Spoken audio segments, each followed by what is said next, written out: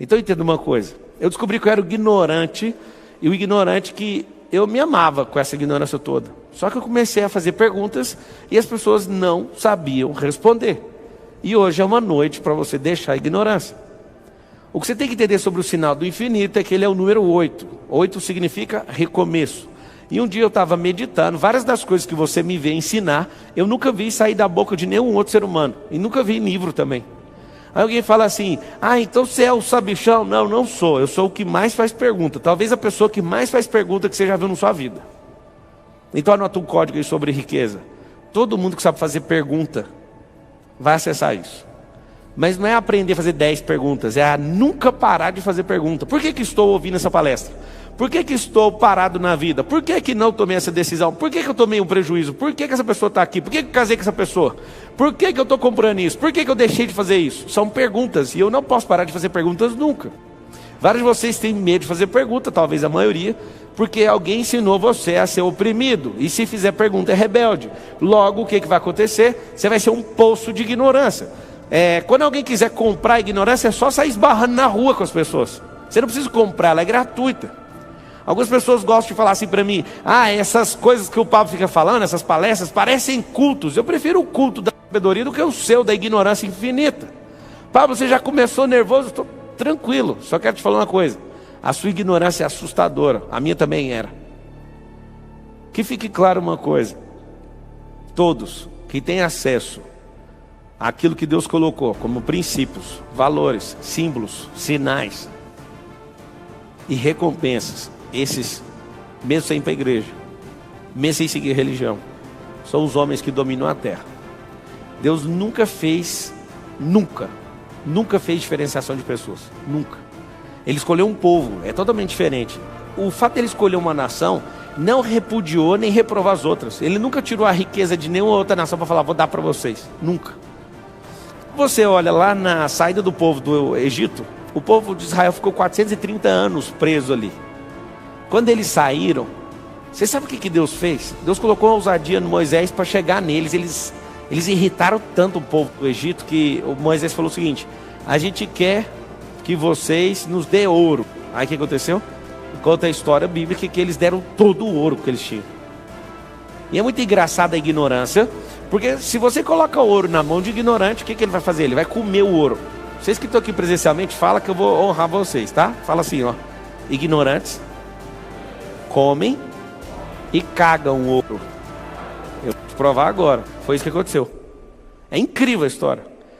Por que Deus fez aquela cena onde as pessoas, os egípcios, para se verem livres, eu estou todo arrepiado só de pensar nessa cena, para se verem livres do povo de Israel, o que ele fez? Ele fez o seguinte, vai lá e pede o ouro. Você sabe o que o povo fez? O povo deu todo o ouro para eles. Eles saíram com toneladas de ouro.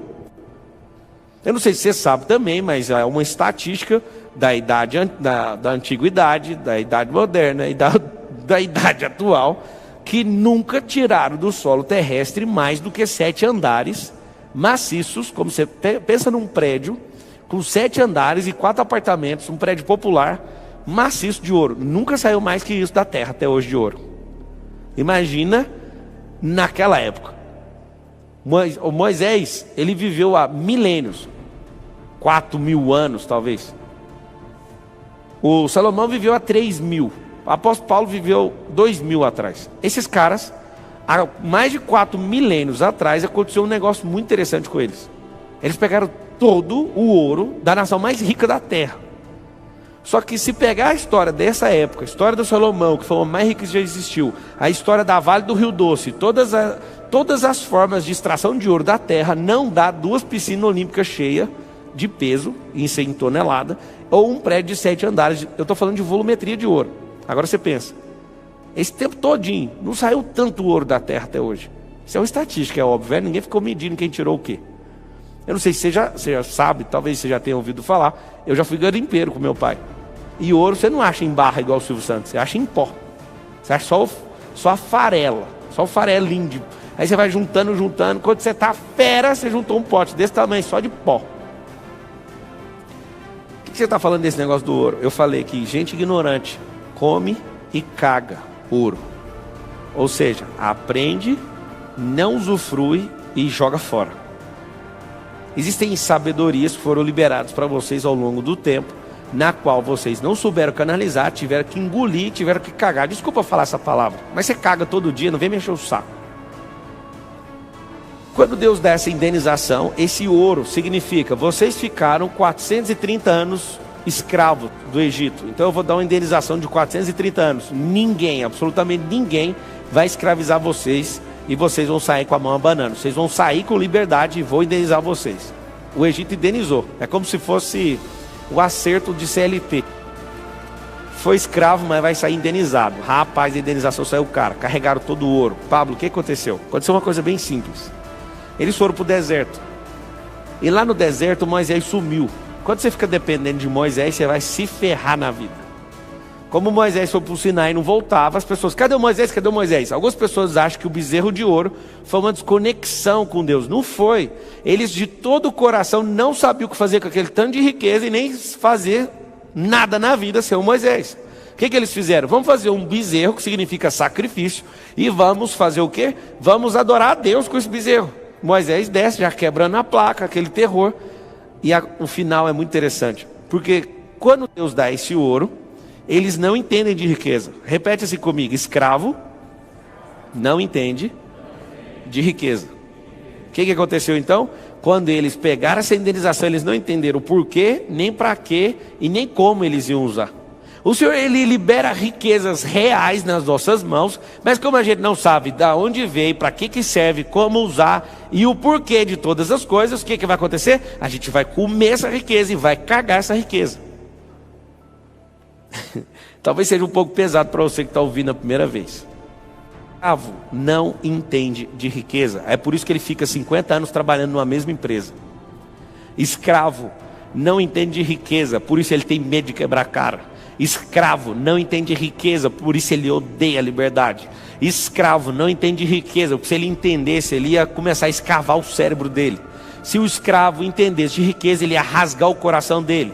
Ele ia lá nas profundezas do íntimo dele, ele ia descobrir a identidade dele, que é a coisa mais rica que existe no ser humano. Ele iria descobrir de todas as formas aquilo que movimenta a humanidade, a existência e todas as coisas. Mas escravos, eles querem o quê? Eles querem só uma estabilidade. O escravo, ele só quer ração. O escravo, ele só quer atenção. O escravo só quer uma moradia. O escravo, ele só quer não encher o saco, né? Só que ele já está enchendo o saco de uma geração inteira. Aconteceu o seguinte: eles fizeram bezerro de ouro, porque eles não sabiam o que fazer com isso. Imagina, várias gerações, 400 anos, 8, 10, 12 gerações, eu não sei ao certo quantas foram dentro da escravidão. Vamos supor que seja 10. 10 gerações de escravos. Você coloca a riqueza em ouro da maior nação da terra. É a mesma coisa de você hoje sair escravo. Imagina você sendo escravo nos Estados Unidos e a riqueza dos Estados Unidos é transferida para você e você vai embora com ela nas mãos. Imagina, foi só isso que aconteceu. A riqueza em minério de um país.